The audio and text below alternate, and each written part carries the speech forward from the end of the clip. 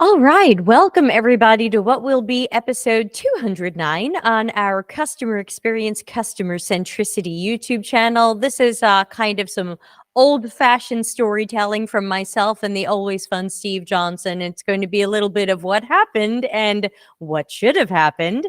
And before we get started, of course, I want to thank, as always, my supporters on Patreon.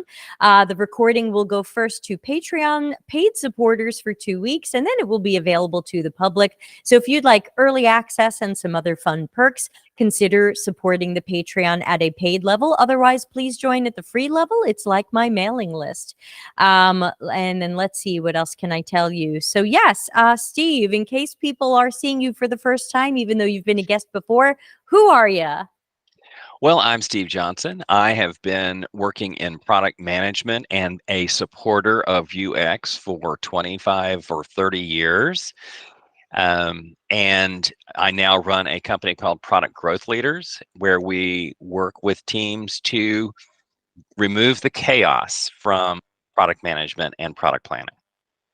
Yes, I love that catch line that you use on LinkedIn about removing chaos from product management. So we had promised today that we would have a few laughs and a few cries. I hope everybody has an appropriate beverage about some things we've seen or heard about or lived through related to research, market research, user research, and a bit of what should have happened. I guess my question is, I know I have a burning story in my mind. Do you want to start with one? Well, I thought I would start with a quote. I love quotes. Uh, Great. a great one from forever ago in one of the books by Al Ries and Jack Trout. He said, too many people go through the motion of visiting customers looking for facts that will confirm their previously held opinions of what should be done. And I think that kind of sets the tone for today. So true. Yes, I think that's definitely one of the biggest problems we see in research. No matter who's doing research or why they're Mhm. doing it, is can we prove or validate this thing we already think, believe, or suspect? Totally. Do you have a story pointing at that? No, I'll let you go first, and I'll think of one as we go along.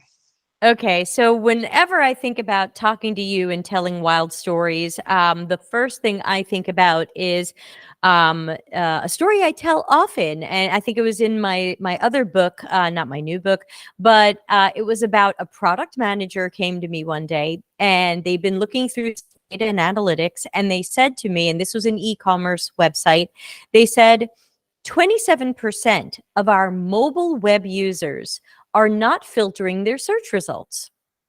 And I said, okay, interesting factoid. What does that mean? And they said, well, we need to make them filter their search results. And my thought was, but, but So that they can finish I'm the not sentence, even right? right. I'm not even sure. I said, well, hold on. Can you prove to me that the people who don't filter search results have a problem? And they said, well, we really need to make sure they filter search results. And I said, well, why? Like, if you're slicing out the data of this, 27% of people, can you slice it a little bit further and tell me, are they buying less? Are they, spending less? Are they buying less often? Are they complaining more? Are they not getting through the funnel? They're not converting. Like, can you turn this into some sort of outcome or consequence that would make me think we have a problem to fix? And they said, look, I got the budget to do this. It got approved. And I like what Kohl's and eBay are doing. So just make me something like that. So, Steve, as an expert And in hang on. product management, And what should have happened? I was going to ask you that. Certainly as a researcher, I can answer that, but I want to throw it to you first, and maybe even the audience. What should have happened what should the product manager have done, Hmm. Steve? Well, you were halfway there. It's like, so what? I mean, so often, a salesperson will come in and say, we need a feature. Why do we need the feature? Because a competitor has the feature, or because the customer asked for the feature. And the product manager goes, great, let me write down a ticket, research done, somebody talk to me. And that's kind of the metaphor that I like a lot of, like the barista or the waiter at a Oop, little blip. Can people still hear me? Am I still here? Okay, I'm still here. Sorry, we've got a frozen Steve. No extra charge. Steve is frozen, but everyone can hear me? I hope Steve will come back to us. Yeah, thank you. You know, that's the fun part of a live show. You never know when it's just going to go poof. Let's see. Okay, Ana Lucia says you can hear me. Richard raised a hand. Are you looking to ask a question, or are you just saying you can hear me, Richard? If you have questions, put them in the chat. But I guess I'll start responding to this while we wait for Steve to return to our world. And that would be, you know, I think about what should we have known about this before taking action. It's very easy to see something and say, oh my God, let's do a thing. You know, we should make people filter their search results. We should build more filters, change the filters, force them into filters. It's very easy to take action, but I think we have to take a step back, whether as researchers or as a product manager, and be able to say, well, hold on, where's the problem here? What is the problem?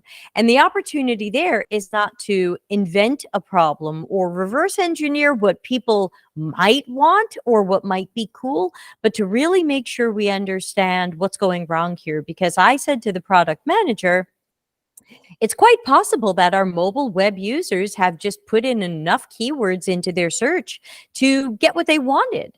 Maybe they put blue, jeans, size 8, guess, boot cut. What else? I don't know what else you can possibly say after that. That should give you exactly what you're looking for, down to color and size and style. So you wouldn't have to use a filter to get the right color, size, or style. So I wasn't convinced that this was even a problem to solve. The story goes wild from there. I'm sorry Steve is missing it. I hope we'll get him back. Let's see if I can send him like a LinkedIn message. And sorry to people watching the video later where you're like, this is the boring part where Debbie tries to track down the guest. Hey, we lost you. Let's see if that works. So it's really important to track down good data and information on this stuff. What about people who are joining us live today, or you watching the video later? Leave a comment under the YouTube video.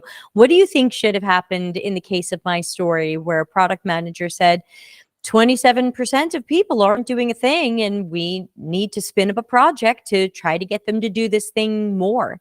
I can think of a few other critical thinking questions we should have asked. Anybody here think of one? Why? Yeah, we want to understand why. Lots of why. Yeah, absolutely. Saeed is saying why. Ana Lucia says why.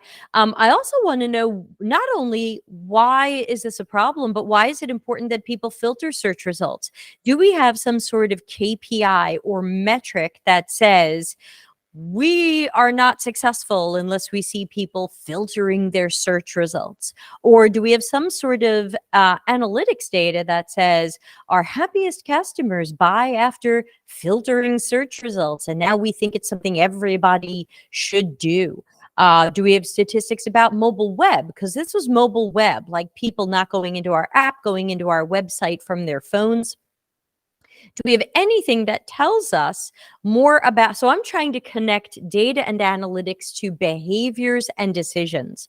Sure, we can see some of that in the metrics, but what about the behaviors and decisions of people to say, oh, I've got the search results that I need. I think we're good. Richard says, I'll try to channel Steve. Yes, I hear you know him well. I think he was headed towards asking what value did they get from that feature? Yes, exactly. We can certainly build in something that seems to or tries to force people into filtering their search results. But what's the value to the user? What's the value to the business? I couldn't see either of them. Sometimes we know that we're doing things that the business thinks has value, even if it doesn't work for customers at all, might even work against them. But in this case, I could not see even the value to the business for why are we making people filter these search results? Hey, we've got a Steve. Steve, we missed you. We've been trying to carry on without you, but it's not the same. Uh-oh, I don't hear you now. Do people hear the Steve? Thanks so much. Oh, there you go. I told you the guys outside are working on something. I think they unplugged something and plugged it back in. So I'm Not back. good when your whole house gets unplugged. Okay, well, Right. welcome back. Yeah, Thank you. we were talking, and Richard was trying to channel you, which was great. Let's all join Thank you, hands and Richard. bring Steve to the table. Yeah, we were talking about, we were trying to pick up where you left off and imagine what do they need from this feature? What problem are we solving for the customer or the business? Are there real use cases, or are we making up or trying to reverse engineer use cases about why people might want to filter? Let's see. Ana Lucia says, do they analyze more data about people who didn't filter? Did they purchase? Did they drop the purchase? What were they searching for? Because I was saying that what I said to the PM at the time was, if people are typing blue Guess jeans, size 8, boot cut, what's there to filter? You've filtered Right. size, style, brand, color, you kind of don't need to filter. And so, Right. but anyway, you pick up from what you were saying, please, if you remember. Well, I think the point I was going to make before I was rudely interrupted was so often it's like, I have a request, end of research. Let me Right. add that in. And the question is, well, so what? I mean, what will change if we put this in? And how are we going to measure it? And that's, I think, another interesting aspect is, fine. So we've add filtering for mobile. How will we know that was a success? What instrumentation do we have? What metric will we look for? Is it, to the point you made, is it going to increase purchases? Revenue goes up? Can we even track that? And I think that's the rest of the story that often falls by the wayside, and it happens throughout. I mean, the president comes in and says, God spoke to me in a dream and we need to build this new feature or change the color of a button, right? Or a sales guy comes in and says, I'm talking to a guy, he might buy if only we had a feature. The entire industry is feature speaking, and actually, some of that's cultural as well.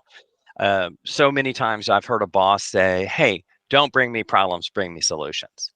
And as a product manager, I'm reversing that. Don't bring me solutions, Right. bring me problems, because your Yay. solution is almost always wrong. Yes, And totally usually agree. your problem is wrong too. Yeah. Saeed says, in a company that is sales led, where the culture is a feature factory, what would you recommend PMs do to change that to support real discovery work? Fantastic question. Steve, I think that one's for you. I Do you know. see it in the Yes. chat? I see it. And I know Saeed. And Okay. I'm trying to think of a clever answer that he hasn't heard before. I see. Well, look, my audience may or may not have heard you before, so go for it. Cool. Well, I saw somebody speak a while back, and she was talking about, what kind of a environment it is when the CEO is a former sales rep. And somebody asked her, what do I do in this situation? And she said, you're screwed. You just can't win because they are so feature driven and sales led. Um, If Saeed knows your answers, I could give some fresh ones. all right, give some fresh answers. All right, thank you. Hi, I'm Debbie.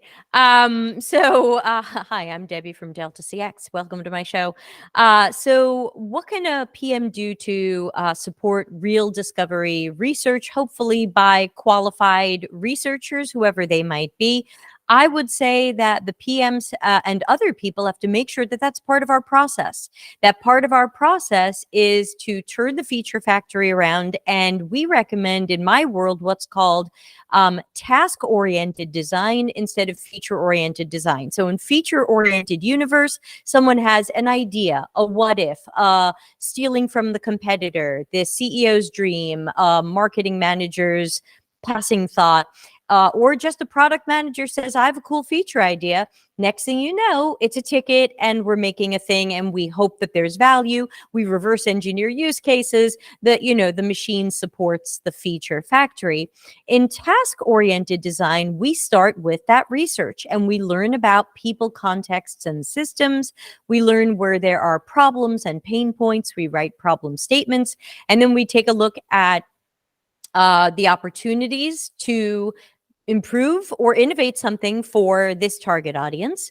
And that way, it's not feature first. It's what's the problem? Okay, what do we think could solve this problem? Maybe if we have one idea we want to start with, maybe we have a few we want to design and prototype and do some UX testing on. And that way, ultimately, whatever are the features come from the good solution we've created for the problem. Whereas in the feature factory, it's usually the feature looking for the problem or the validation. But if we did the research first, we wouldn't have to validate, is this really a problem? Because we hopefully got the problems from good observational and interview research. Something you want to add, Steve? So many things. Okay.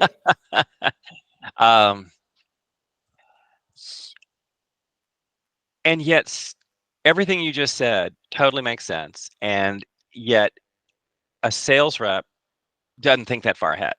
It's like somebody asked for something, we should just give it to them, right? It's the waiter in the restaurant metaphor that I was talking about earlier. And sometimes the customer walks in and says into the restaurant and says, I would like spaghetti, but instead of spaghetti, I'd like to have nuts and bolts. And instead of marinara sauce, I would like motor oil. And you're like, okay, well, that's terrible. You should not want that, right? And yet the sales rep's like, hey, I want to close this deal and move on to the next. And one of my favorite phrases is nothing seems hard to people who don't have to do it. I think the ultimate question for leadership, to Saeed's point, is the valuation of your company is greater if you are solving problems rather than doing a whole lot of customization for one customer. Mm-hmm. And so we need to be able to figure out, we need to articulate how doing the task-oriented design instead of the feature-oriented work leads ultimately to higher valuation, higher revenues, higher profitability. Yeah, traction, satisfaction, and retention. So I've written down a few things while you were talking. So the first thing when someone like Saeed comes to me and brings this up and says, what do we do about it? My first question is, how does your company see itself? Do you see yourself as a consultant or a partner or a problem-solving company? Or do you see yourself as a pair of hands? And some companies say to me, well, we are the pair of hands. When a customer says, make this, we say, jump how high? And if that's who your company is, then you're probably not going to become task-oriented. You're not going to value discovery research or observing target audiences and making something better for them. So that's one of my first questions is, are we a pair of hands? Or are we a strategic partner or problem solver or whatever? Can we go back to that customer and say, look, I understand that you want nuts and bolts covered in a sauce of motor oil, but I just want to get, a little bit more information here. Can you tell me more about why you wanted that or what problem that solves for you? And I would dig more into that. Now, of course, that still doesn't replace discovery research, but at least we can start having the conversation with the person that might lead to, you know what, the nuts and bolts in the motor oil make some sense to me, but I wonder if there's a better solution out there that will last you longer, than this one. That's another thing. It also invites you to think about what is our reason for being? What is this company's role? Is it serving nutritional Italian food, or is it serving anything that somebody wants? And you've been to restaurants where they try to do everything and they do everything poorly, as opposed to going to, like a really good Italian restaurant and having really good Italian food, and you get what you expected and you come back again and again and again. But there are some of these restaurants that, that serve roast beef, steak, salad, hamburgers, fish sticks, All everything badly. under the sun, and it's all bad. Yeah, because Pick it's pick frozen. a focus, Yeah, I hate to say it, but it gets back to, what is our strategy? What makes us unique compared to what our competitors offer? And as Rick points out, we also need to make sure that whatever we measure is something that matters to the customer, not just right. something that matters to the company. Exactly.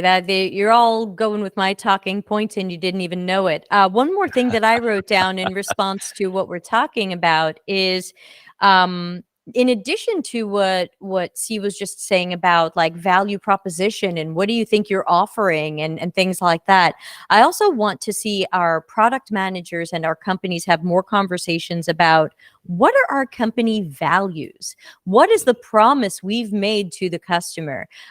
If we have made a promise to them that we put the customer first, or we care about outcomes over outputs, or what's our internal and external promises and our company values, and are we following through on that? If we say we care about honesty, transparency, empathy, assuming these things aren't total BS, then if these are values we're supposed to be going by, how do those values play into the decisions we're making? And to go with Totally. what Saeed's also asking in the chat, which was, wow, seems like a big cultural shift to try to become task oriented. How's that going to happen? It goes back to what you said before, which was it's really just about putting research first. If we have a model that is some flavor of build, test, learn, where we don't want to learn first, we just want to Hmm. start building stuff, maybe run an experiment, maybe just release it, see what happens. Whenever we have these things that are, again, feature oriented, just build, we'll figure out later if it's got any value or if it's any good. Then of course that's your process and it's speed over quality. But as soon as somebody says we probably should improve our quality, then you'd be putting at least a cycle of research first. So it's learn, build, test, learn. and Hmm. and so that is ultimately it. It would be hiring and empowering specialized researchers who can make time for learning the things we don't know. We've got other episodes on the YouTube channel, like episode 196, where I talk about my discovery phase knowledge quadrant, where it's an exercise I run with teams to figure out what we don't know. Because before we try to run into solving a problem or coming up with a feature, there's so much we don't know. We need to be aware of that and get those questions answered. Oh my God, Steve, we only have like 5 or 10 minutes left. We've told one story. Do you never have another bad research story you want to jump into? Otherwise, I've got a million, as you can imagine. Yeah. Yeah. Well, I have to say, I see it everywhere. Everywhere I go, I just see, here's something that was built without really thinking through what the real problem is. And I remember I had a product manager come to me and say, I was talking to somebody and we really need to do this thing. And I'm like, that has nothing to do with our strategy. It's like, we should start making t-shirts. Okay, well, we have no competency in that. We have no idea what differentiates us from other offerings. And there are a number of like strategy questions that really need to happen at every time we're dealing with, featureitis. It's like, well, what is our strategy? What customers are we trying to serve, and what unique capabilities do we have to serve them? But there's one thing I just wanted to fling out there. One of the great lines from all consultants everywhere is to just ask, how's that working for you? How many bad ideas have made it to market and have done poorly? I Sure. find that the first product is always a success, and the reason is we never hear about the first product that wasn't a success. So a founder comes up with an idea, he or she convinces their spouse that they can quit their full-time job and do this instead. And so they go off and they start a company, and it's a freaking disaster. And we never hear from them. We never heard about them. But then the one who does have a success, instantly thinks that they are omniscient. And they're like, okay, I came up with this great idea. And in fact, that idea was grounded in research, his own or her own research, right? Of something they needed in their day job. And then they think the second idea is going to be great because I'm so darn smart, and turns out second product is almost always a poor performer. And one of my jokes is um, the time to hire a product manager is right before your first failure. But of course, you have to believe that the second one's going to be a failure. But people reach out to me and say, we introduced our first product and it went great. Our second product did not do well. Our third product was a disaster. What's going wrong? And I'm like, you're making stuff up instead of grounding it in the needs of a customer base. So we're back to bad research. Yeah, I wanna add to that, and then I want to tell another story for us to poke at, and then wrap up together. But I wanted to mention that I talk a lot about customer centricity, and I want to make sure that people watching live and later know that customer centricity is not calling up three customers, asking them what they want, or taking their call when they want to say what they want, and just building whatever the hell that is because you're a robot zombie. That's not good customer centricity. Customer centricity would be getting to the bottom, all of the layers of why, of what they're trying to do, what problem they're solving. Sure, they might have envisioned their own solution, but that doesn't mean you give it to them. That I hear the same thing from people who are parents of human children. Your child has some idea or some reason for something they want to do. It's a bad idea. They have a bad reason. You don't always say yes to that. And so there's a little bit of shepherding that has to go on there. Like I think of the old Marx Brothers routine, the customer is always right, which culminates in the customer trying on a suit and going, I don't think this looks very good on me. And Chico Marx goes, that's right, you look rotten.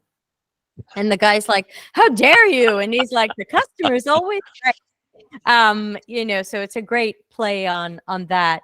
I want to talk about another thing that I saw happening at a company, some not great research, and I want Steve's gut reaction to it.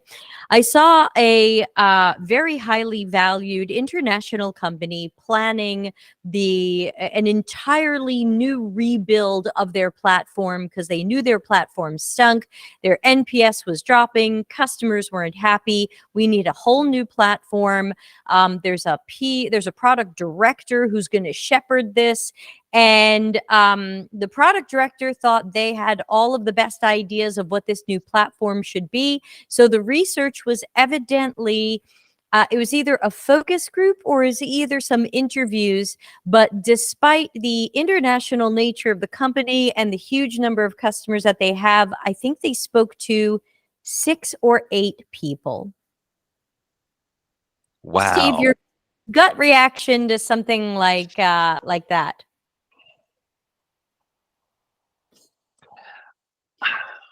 I may be outdated. I've never had much feel for focus groups, which tend to be not representative sampling of a group of people, and we basically say, "Don't you like our idea?" And I'm reminded of the story from the mom test of when you go and ask your mom if she thinks this is a good idea, she always says, yes honey, I love you, I'm sure it'll be great, but in her head she's like, oh my gosh, when are you going to be moving back into my basement? Sounds terrible. But asking people, do you like this or do you not like this, is like totally the wrong approach. And it's what you said earlier. It's tell me about the problems that you are having, right? And also to your other point is a statistical sample of more than the 6 people that I talked to this week. Yeah, yeah. And I got another one for you. Another one of my favorite research disasters was a company I like and pay a lot of money to and have been a long-term customer, has no UX researchers or designers, but the product managers wanted to have a call with me to learn what they could do better. They asked me questions like, have you ever had a problem in our software? To which I said, every day. but I've been using it so long, I know how to make workarounds. And they also like to ask things like, what's our system missing? And I guess, Steve, do you have any feelings on those types of questions that sometimes product managers go and ask? Well, I know that you have a lot more experience with research than most product managers do, and I think product managers have learned a lot of poor methods. Like, let's do a survey. First, we'll survey everybody inside the building. Then, let's do a focus group with my three best friends. And Oh, so there sure. are a lot of, terrible techniques, certainly. Um, now, Or it's when always the happiest customers. Let's call the happiest right, customers right. and But ask them how happy they are. customers and people in general are terrible at predicting the future.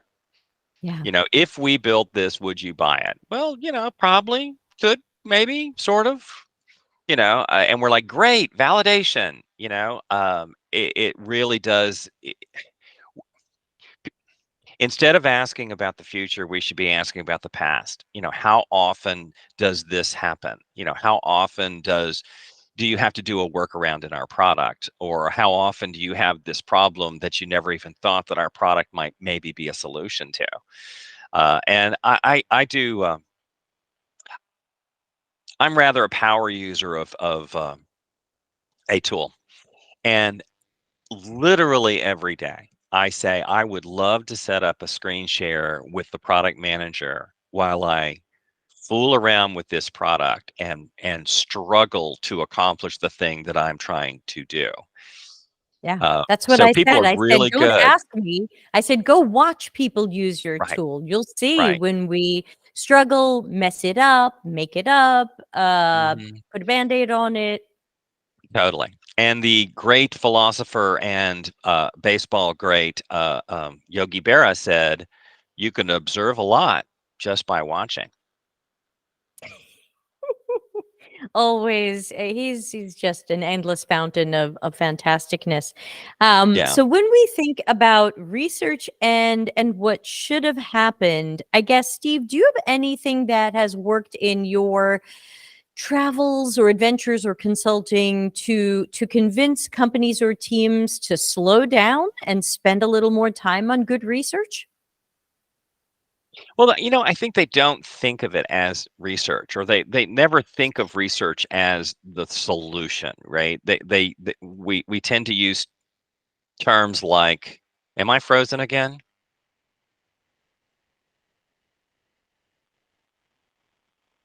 I'm not sure who's frozen here. Oh, okay. Somebody's frozen. All right. Fine. Wow. Now I completely lost my train of thought. We don't think of research as the solution. We think we need to validate. We think we need to do a survey.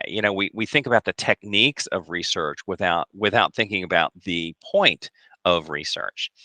So, my advice to everybody who's listening, I mean, yes, um, product managers need to partner with qualified researchers, but I also believe that product managers need to have personal experience observing customers using our products. Um, there, for instance, this product, as we've all had internet connections coming in and out. But anyway, product managers need to leverage the strength of their UX team or advocate for a UX team. And also, product managers need to have experience with the market, um, observing problems that their customers are having with and without their product. I have often uh, seen somebody working. Well, I finally found a story I want to share.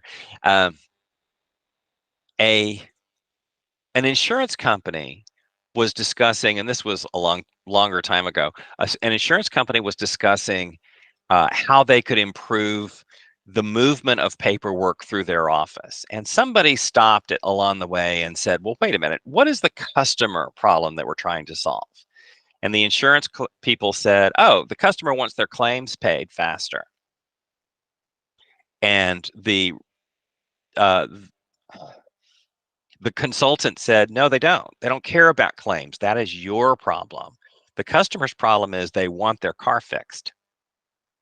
And I think it's really hard when we're so inundated with, internal issues, that we forget the customer experience. And I posted a blog a couple of weeks ago on my site at productgrowthleaders.com about this disconnect of customer experience. A friend of mine was going to the car rental place and got there, and there was this long line, and there was no indication whether there was a special line for the frequent travelers or not. So they got in this line. They were in the line for half an hour. They got to the front of the line, and the person said, "Oh yeah, you don't need to be here. Just go straight to the lot." And my friend was like, "Well, where's the sign for that?" And they said, "Oh yeah, the sign broke, so we took it away. But why didn't you just like handwrite a sign or something?" And they said, "Oh yeah, we're not allowed to do that. We are only allowed to use professional signs." So corporate issues got in the way of customer satisfaction or customer experience. And yes, I I just agree. want to Saeed jump points, in. the world would be a better place with proper signage. Yeah. Can you all hear me and see me? Yes, we can. Yeah, sorry about that. The entire power went out to my neighborhood. So I am back from my phone sitting near my window for a little bit of natural light. You know what? Unfortunately, we're I going to have think we have a problem. I think the issue is that our presidents of companies are hearing this conversation right now and are slowly turning off power on the grid until they can find which one of us is saying the bad things. we're not even in the same country. That is just so funny. So So we should funny. probably between Steve losing his universe before and me, that I think the internet gods are, yeah. Rick says my house went out too. The internet gods are not on our side today, but I wanted to wrap it up, and of course thank everybody for joining in a fun and thought-provoking conversation, and give Steve some last words. Steve, where can people find you? Anything? How do we track you down? Well, just come to my website, productgrowthleaders.com. You can find my LinkedIn information there, and my email is there. And I hang out all the time on LinkedIn. So one of those two places would do it. Excellent, excellent. Well, it sounds like I'm going to go get my portable battery out of my camper and see if I can get ready for my workday. I hope everybody will have much more luck than I'm having right now. Everybody, be well. Thanks again to our patrons and Steve for joining us again. I'm sure we'll see him early next year with more adventures. Thanks, everybody. So long. Now, how do I do this from my phone? Host controls. How am I going to stop the recording? That's where this gets interesting.